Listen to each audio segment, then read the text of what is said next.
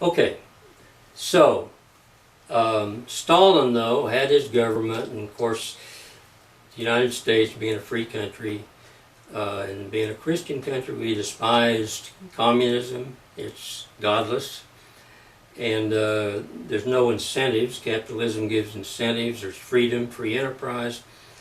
So, but Stalin kept building up this country and kept murdering people that disagreed with him.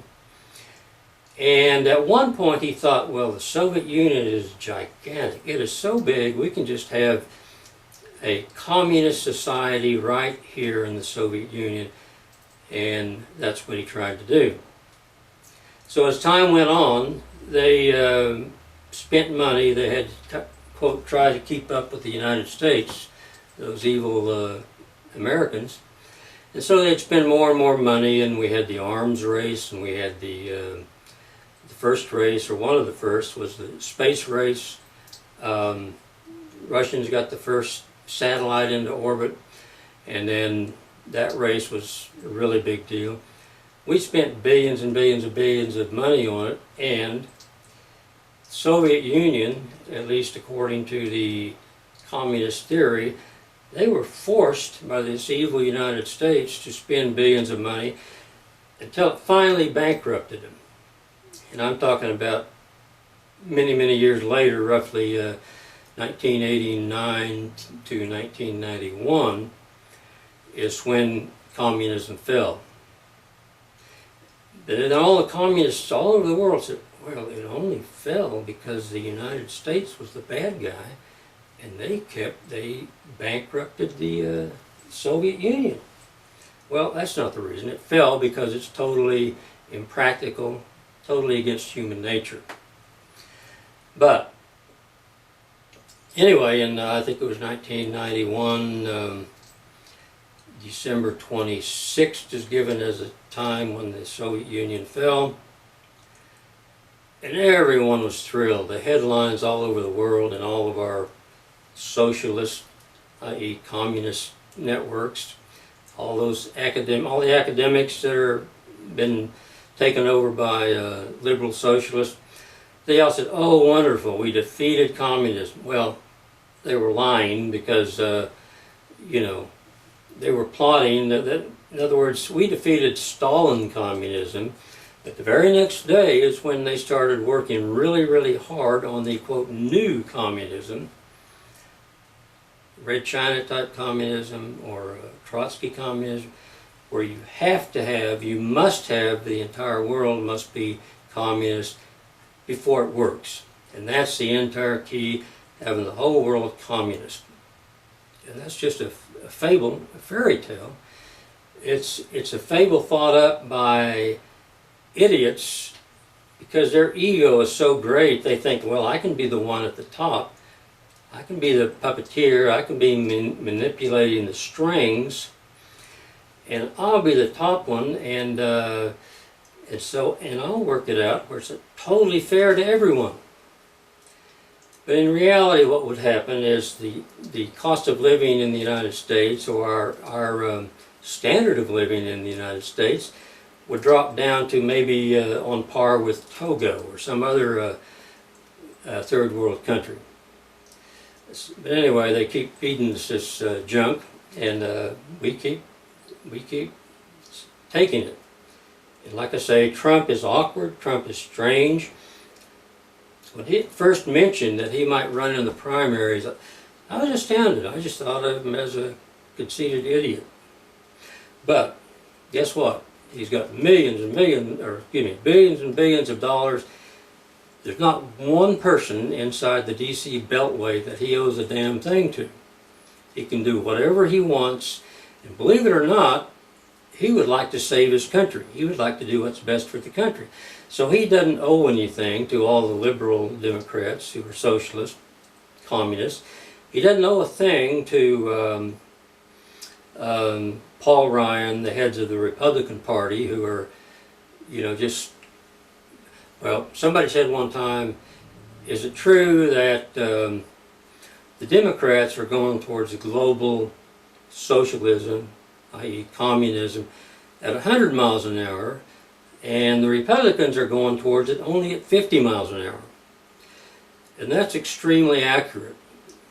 Our Republican friends have pretty much been convinced by the so-called scholars that global socialism, that is communism, will have to prevail because there's no other solution.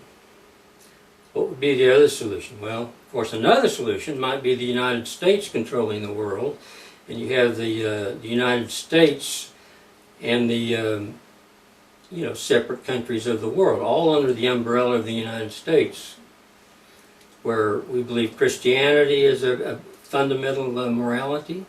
We believe in free enterprise. We believe in freedom. Why shouldn't the United States be at the head of the world instead of the atheistic United Nations? Also, another problem about global socialism or communism is that for thousands of years, really tens of thousands of years, human societies, human cultures have struggled against each other and through the pretty much survived by the test of fire. In other words, for thousands, hundreds of years, the British people, England and so forth, Scotland, Ireland, and Wales, through many, many years, they defeated France, they defeated Spain, and they defeated Germany. But those countries are also great. They also had defeated their many enemies. So the whole idea of George H.W. Bush and all the other morons is that we just throw that all out, and in other words, people who have survived and struggled and showed themselves to be superior, a superior culture, a superior society, and you have to understand that in terms of Christianity, no one is superior in terms of Christianity, but in terms of country and the people involved, they definitely have proven to be superior. The Egyptians were superior when they were in their day. The Chinese were superior for thousands of years. And by the way, why now communist China is treated as a third world country?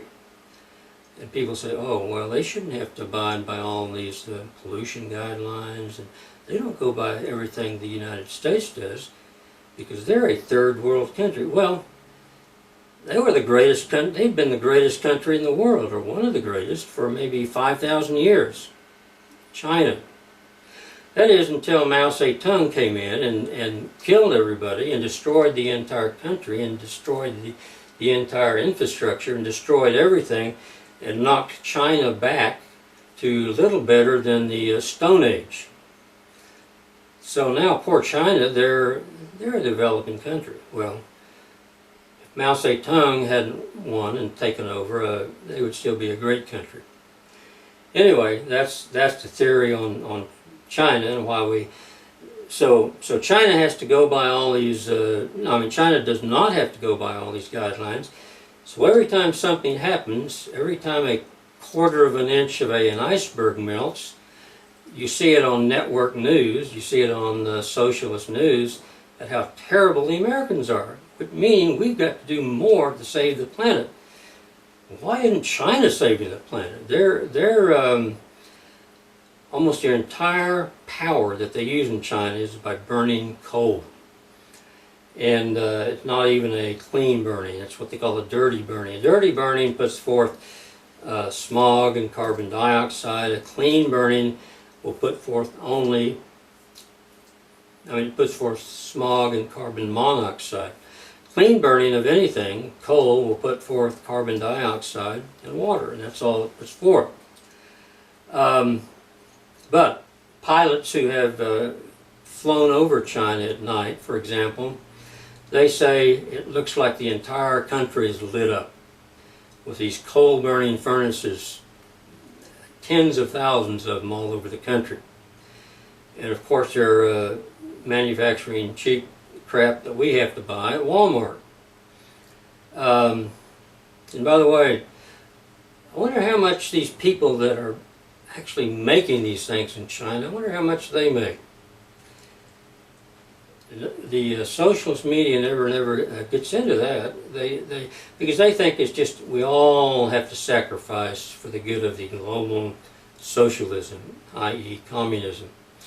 So so how much do you suppose they make? Well, who knows?